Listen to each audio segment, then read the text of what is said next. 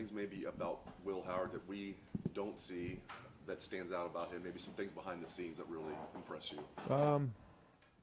I think you get a chance to see his demeanor when you guys get an opportunity to spend time with him. And I think you're getting to see his command the more you watch him play. I think that's probably the thing that jumps out, and also just an air of confidence that he has experience, in big-time games, and he's played a lot of college football. So to me, those are the big things that jumped out early on, and we're only 2 games in, but it's good to see him getting more and more comfortable every day he's in the building. Dan Holt, Letterman Row. Ryan, you had mentioned last week on the radio that Lorenzo's earned the right to play more on defense. What have you guys seen from him that you think can make him an asset to the defense? Well, anytime you play well on special teams, you're earning more and more trust with the staff, and that's something that we've always preached here. And Brandon was the special teams player of the week in week 1, Lorenzo in week 2. So the more and more trust you're building, you're just getting an opportunity to do that. And so we'll see how that all shakes out game to game, and based on the scheme going in that week or what we're seeing in terms of our opponent. But somebody who's competing every day in practice, he's giving great effort on special teams. You see him show up in coverage, getting his hands on balls. Effort, and that's big, for us right now in terms of we want the hardest playing guys in the country, and he's shown they'll do that. Bill Landis, Kings of the North, the podcast. Ryan, you've spoken a couple of times about trying to figure out what the offense's, I think, fastball is going to be, just sort of the thing you kind of hang your head on. How has that process gone, and I guess where do you think you are in figuring that out? Yeah, no, I think we're getting there. I still think that it's early in the process, but I think you saw a little bit of that last Saturday, just in terms of the mix that we have, and some of the schemes that we're running. Running inside zone, running stretch. Getting the ball in the perimeter, mixing in play action passes. Trying to get the ball into our guys' hands. The mixture of all those things, along with the quarterback run, mixing up tempos. Those type of things. Put stress on the defense, and I think our guys are getting more and more comfortable. We always want to have a combination of zone schemes and gap schemes up front, and we're starting to get there. We're still not where we need to be. We still don't, have a full complement of stuff out there just yet, but we're building towards that right now. But I think at least the balance that we had and the energy we played with a couple weeks ago is what we're looking for. But it's just a starting point. I don't know if frustration is the right word to use in terms of not playing last week, but when you think about that process, is not having a game in the 3rd week of the season any kind of impediment as you try to develop that? I mean, I think it could be, but it's just based on how you approach it. And our approach was that this, it is what it is, and we're going to have to handle it. And so we went out there and we had an improvement week, and I felt like we had 3 hard physical days out there, and got a chance to step away for a couple days and watch some games on Saturday, and kind of asked everybody to do that, get some rest. It gives you good perspective. You get the chance to see some games, see some situational things to learn from, get to see some other teams out there. Just watching the game, in your living room is a different experience. So I think, our guys got a chance to get some of that. We visited on Sunday, had team meeting, went out there, had our typical Sunday routine. That was good, and now we'll get back here on Tuesday. But, the idea was to get better. I think we did do that last week, and so now we'll get back into game week here. But we tried to keep the same rhythm last week as we rolled through it. Third row right, Stefan Kreisny, Cleveland.com. You talk about Will Howard, kind of how he's gotten more comfortable day by day. Have you kind of seen the same from Quinshawn from when he came in and kind of learned this offense? And what has he kind of added with his experience to the locker room? Yeah, same. He's learned the offense. I think that there's certain things that we do that's different than where he came from. So learning that was something he jumped into early on. He and Travion have a great relationship. They work hard in that room. I think Carlos has done a good job of building a rapport in that room, and a physicality and a toughness and a mindset. So again, just getting started, but you can see what he can do with the ball in his hands, and the explosiveness and the power he has when he runs, and in protection, I thought he did a good job, picking up a couple things too. So he's growing, he's building, but you can see, what a weapon he is for us when he's out there. All right, Dave Holmes, WSYX. Right, Stine, you said talking about watching the game Saturday. When you're a college football fan, what's that day look like? I mean, what are we eating? What are we drinking? What are we watching in the games? I mean, is there stuff you're looking for that maybe a regular fan's not? Just what's your bye-week fan experience? Yeah, you get up in the morning, have breakfast with the family and try to spend some time and, with the family the best you can. I talk to our guys about, balance is not an equal distribution of time and energy. It's a building high ground for hard times, and you do that through faith, family, and friends. And so, you got to get around your family and get around your faith and get around your friends a little bit. But we don't have a whole bunch of time for that, so you get that done in the morning, and then the game started at noon, and we all just needed to get off our feet and rest a little bit and kick our feet up. But you watch the games, and now you get a chance to watch multiple games at once. I'm sure a lot of people do that now, and so you bounce from game to game, and you just watch. You watch the coaches, you watch the players, you watch the demeanor, you watch the body types, you watch the situations, you learn from it. It just gives you a great perspective as you don't find yourself in those situations very often, especially early in the season. So, it's something that I think our guys, had an opportunity to do, and we brought up some of those situations on Sunday. Learned from a few of the game situations, in game, end of game, and I think it's just healthy to do that when you have that opportunity. Tony Girdman, Buckeye Huddle. Talking about Will Howard getting more comfortable, how much credit do the receivers in this building get for making him more comfortable? Yeah, it's everybody involved. It's the protection. And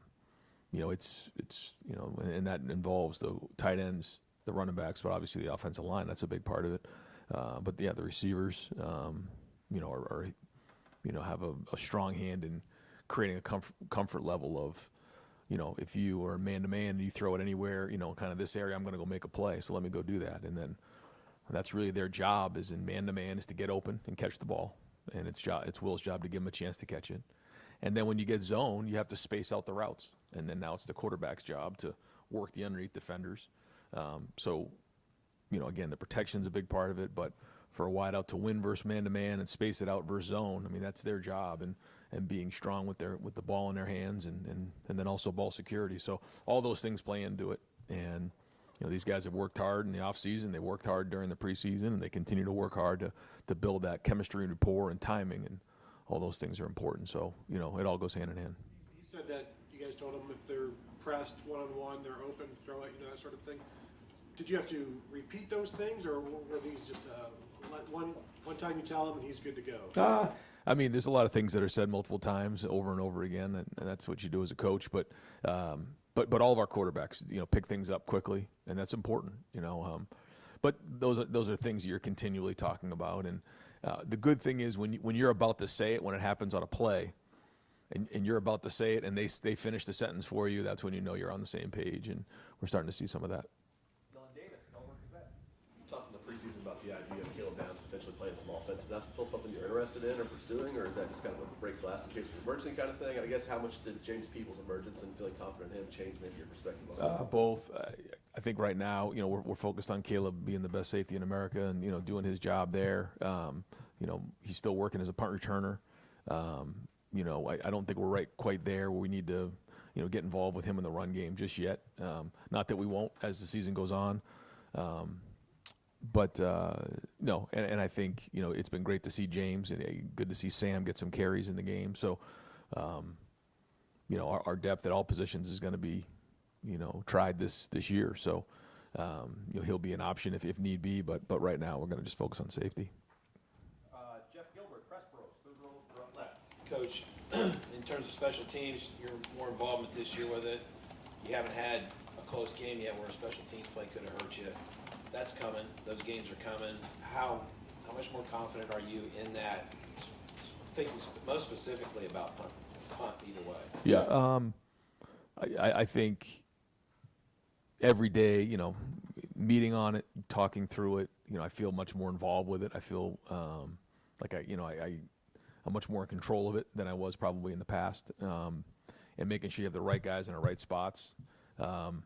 And so, yeah, I mean, we're going to keep grinding on it every day. We want to get better in every way. We want to grab every inch we can possibly grab, and those, that's a phase that can be critical, as in some of those,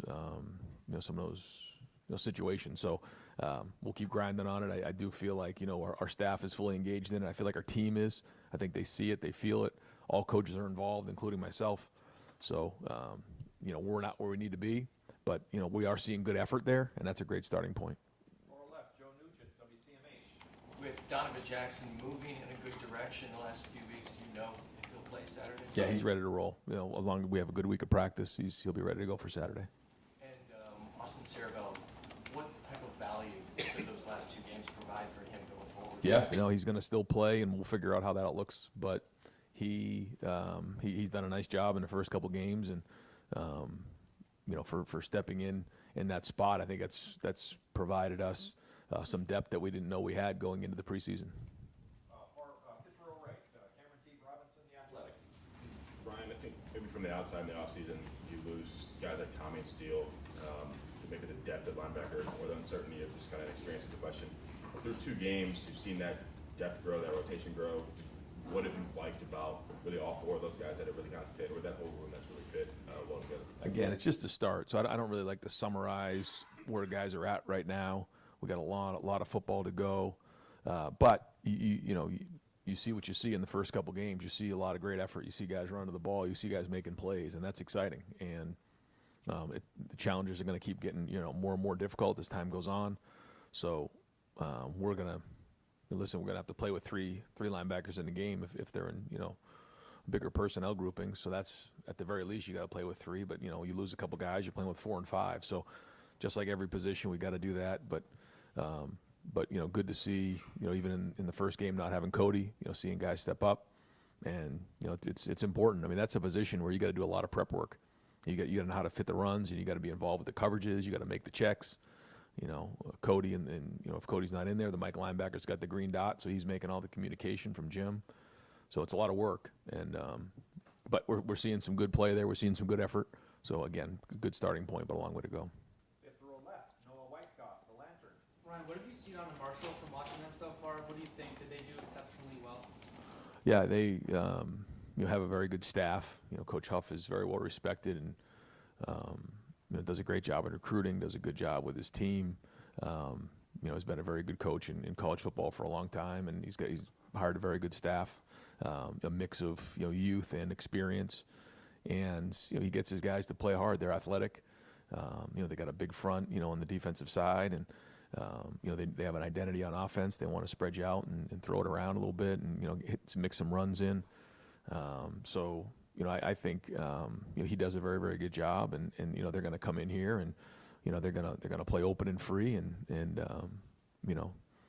we'll have a great environment, so they're going to be jacked up for that, but a lot of respect for the program and what he does. Pat Murphy, 24/7 Sports. Randy, you were talking earlier about showing guys some clips of things from over the weekend. How often do you guys do that, especially early in the season? Maybe when situations don't arise in your games, but you might see them crop up in other games. How often are you able to use other games? Periodically, coming off of a weekend where we don't play, it allows us more opportunity, and I can grab a couple of the coaches and say, hey, can we put some of this stuff together? I watched this. Can you put these clips together, and then we can go on it. When you have a little bit more time, that allows you to do that. When that happens, we'll do those things. Usually, coming off of a game, there's just so many things that we need to hit on coming off the game, watching the game film, that typically we're just going to focus on ourselves. But depending on what we have, coming off the game and what we have coming up the next week, we'll just make a determination. Only so many hours in the day. But when we can find these teachable moments, we try to do that just to bring awareness to everybody. And sometimes it's the coaches, sometimes it's the staff, just to make them think, what are we going to do in these types of situations, and then how are we going to respond? Joey Kaufman, Columbus Dispatch. Ryan, statistically this year, Will's been really sort of the upper end of the spectrum in terms of being really efficient out of play action pass. I'm just wondering from your perspective, what's made him really effective in those type of situations? Well, I think it starts with the runs. When you're running the ball, now you have to be more aggressive. Safety's got to get lower. You got to put an extra guy in the box, which opens up things down the field. But I think the work we put in on the timing of some of those concepts, and the protection's been strong, like I've said, but it's timing those things up and marrying up the run game with the play action pass as they go hand in hand, and then there's the RPOs which are similar to that as well. But you're looking to always complement the runs with some sort of play action pass to put people in conflict. And, Chip's always done that. And, we've always done that here is, on just about every play, you want to put somebody in conflict, whether you're just turning the ball and handing the ball off. It's a safety or something, or maybe a linebacker with a play action pass, or you're reading somebody in the RPO world. And so putting guys in conflict is what we're looking for. So marrying those things up is important. But I think the timing has been good so far. But again, just a small sample size.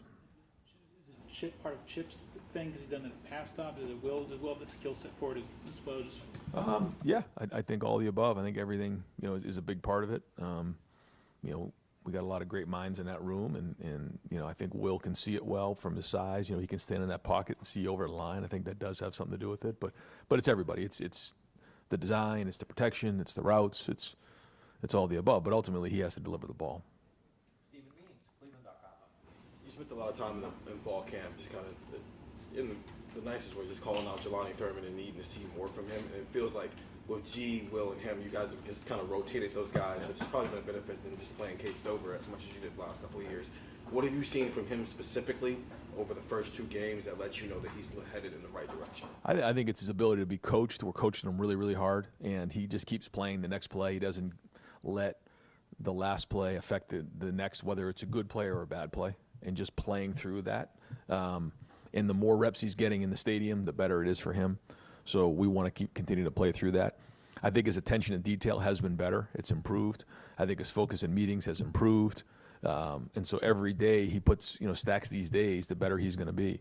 But, just even attention to detail when he's in the special teams meeting, he's focused, he's locked in, he's got questions, he's got answers. I mean, those are all the things you're looking for somebody who's trying to build trust with not only the coaches, but his teammates. And so if he can keep building on that and keep growing, again, I feel like the sky's the limit for him.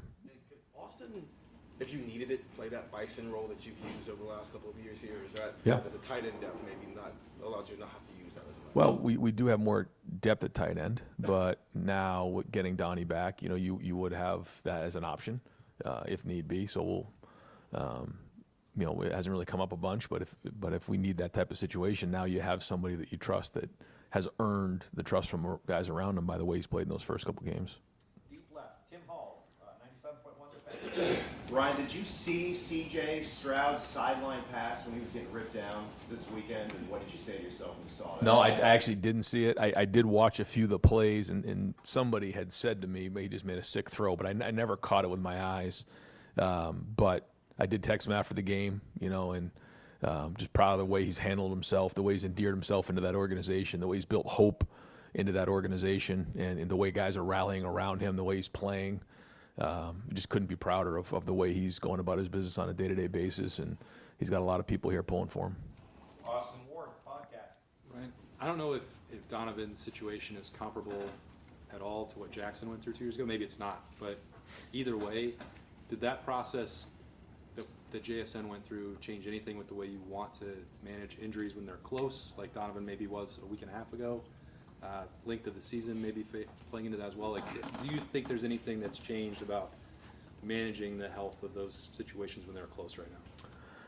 I mean, I rely on sports medicine when it comes to making these decisions, but you do use everything that you've learned in your experience to try to help be a part of the process, and you use all types of information to figure that out. And for Donovan came back for a reason. He wants some hardware, man. He wants to play. He didn't come back to just watch the game on the sidelines, but it took everything we had to kind of hold him back from that game. And he was available in an emergency role. I mean, he could have played, but all the information that we had got from our doctors and sports medicine led us to believe that unless he was really needed, it didn't make sense to put him on a pitch count, quote unquote, in that game, but to hold him if possible. And so we made that decision, which was not easy for him to hear or do, but we did. And I think we're all glad that we did at this point. So to answer your question, ultimately, like I defer to the doctors on this, but there is constant conversation. I am a part of all those conversations. And you always look back on different situations and try to learn from it so that, you make the best decision for what you have at that moment.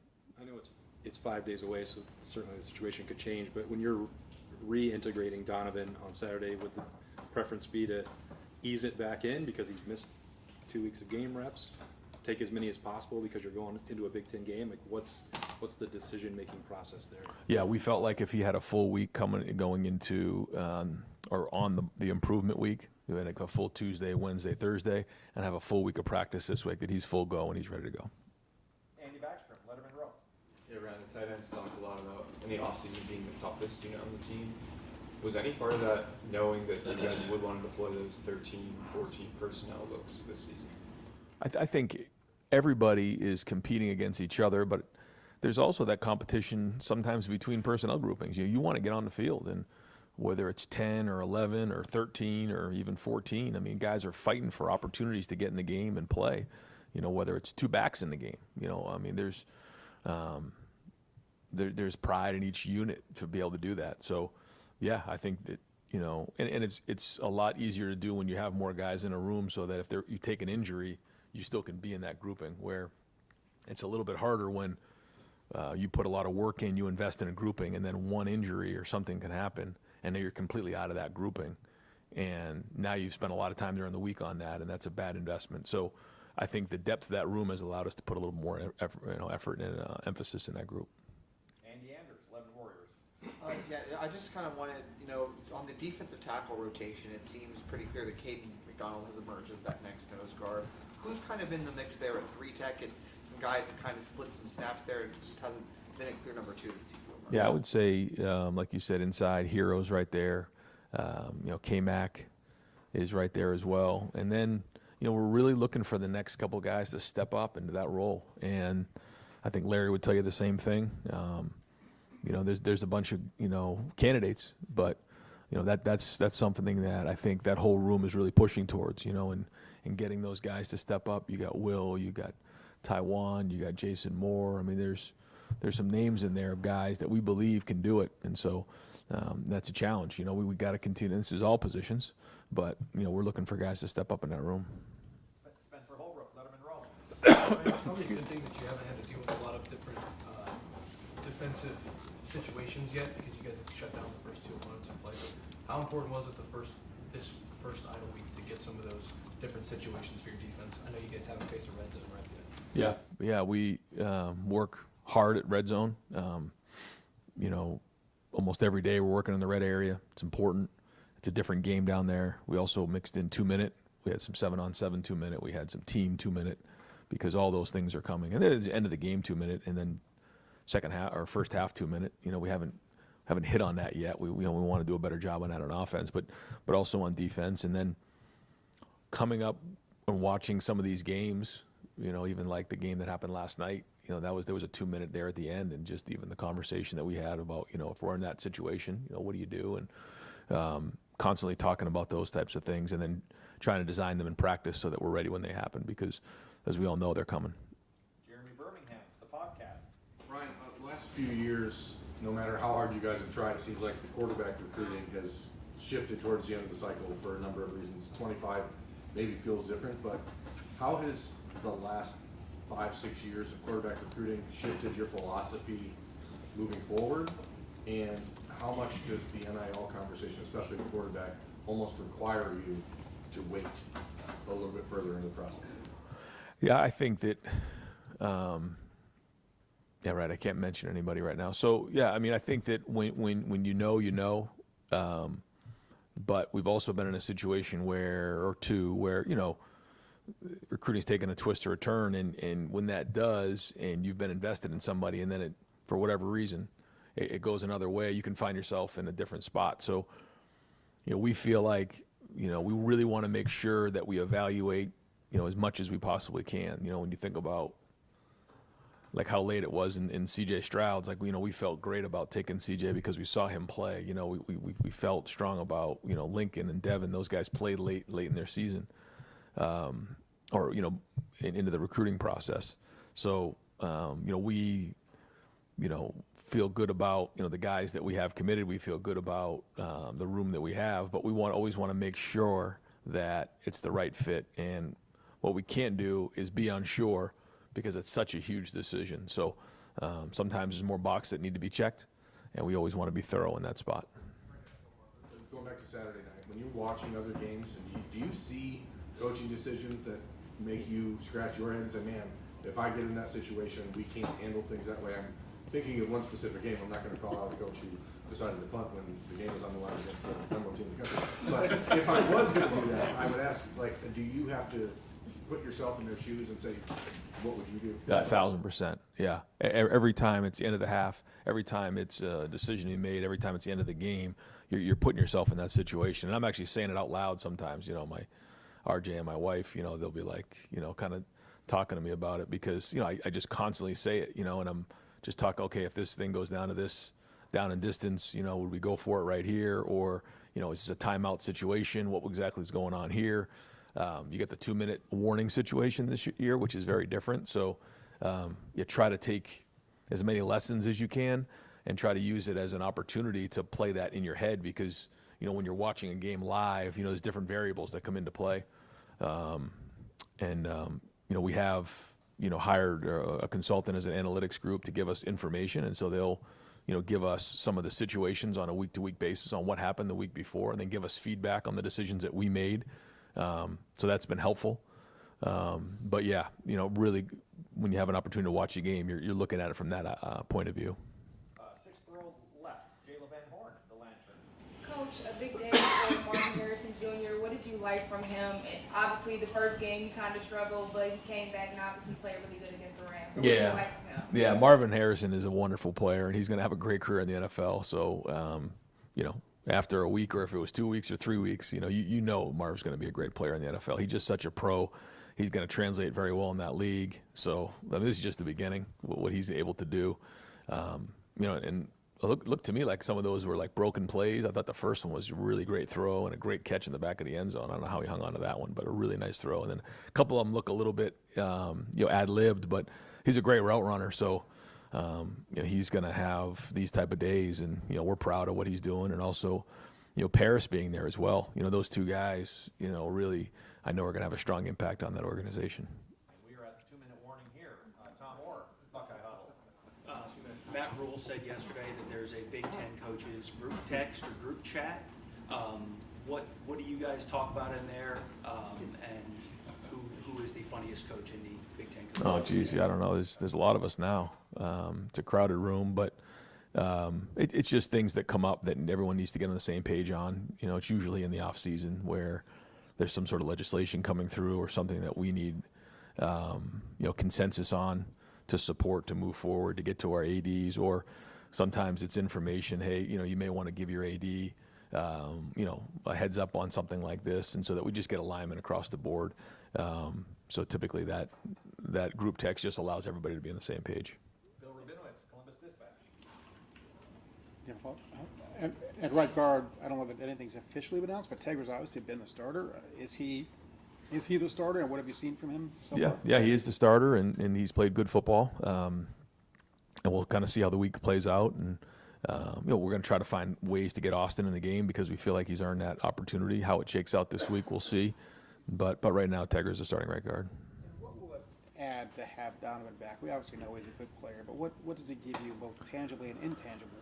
I just think this solidifies everything up front. Seth has done a very, very good job of communicating across the board. He brings a certain level of experience and stability in there with the communication. Now you add Donovan into it. I mean, that's two guys with a lot of experience. They're good communicators. They're very sharp. I think just overall, you know, everyone's going to be on the same page even more and allow guys to communicate well, because that's important. I mean, everything up front is about communication. So the more these guys can communicate and get everybody on the same page, the better we can execute. Tim May, Letterman Row. Yeah, just two quickies, Ryan. Number one, speaking about the offensive line, did it make that leap you wanted from first game to second game? And I know everything's always relative based Right. on who you're blocking, you know, Yeah. so to speak. But do you like the progress there? Did you see a more cohesive unit? Just what'd you see? Yeah, I think we all saw a bunch of guys who played hard. I like the plays where we're finishing, you know, on the touchdown to Jeremiah. You see Josh Simmons like driving a guy out of bounds. You're watching Fryer run down on the one that got called back to Quinshawn, but he's 60 yards down the field chasing guys down. I think guys were playing hard in the game. You know, you see Integra finish guys like 6 and 7 yards down the field and pancake them. Like, that's to me what we're looking for. And also the communication. You know, making sure that we're on the same page, we're all going to the right guys. and trust your technique. I say that also all the time. You're going against Tyleek and Ty every day in practice. Like, trust what you're doing every day in practice. And so the communication was better. It was cleaner. And I thought the effort was very, very good. And so we can build on that. Like you said, it's just the beginning. But I think there's also a certain level of confidence that we should be continuing to grow on. And the other thing, you watched a lot of football on Saturday. So Wisconsin loses its starting quarterback to a season-ending injury. You saw what that did to their attack.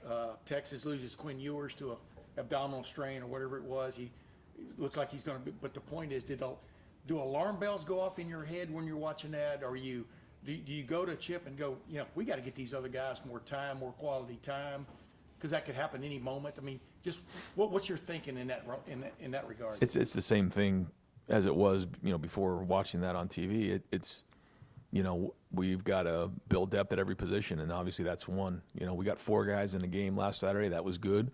But you don't know what this week's going to bring. Like, we got to go play Marshall. We got to beat Marshall, and then we'll figure out the rest of it later. And if your focus goes anywhere else, I think that's dangerous. But we're going to get these guys reps in practice, and the more game reps we can get them, the better, because we do know that's going to be important. I mean, I totally agree with you. But there's not much we can do about that right now. Let's go have a great Tuesday. Let's get these guys as many reps as we can, and then we'll kind of we have an opportunity to get guys in the game. We will. Thanks, man. Yeah. Thanks, guys.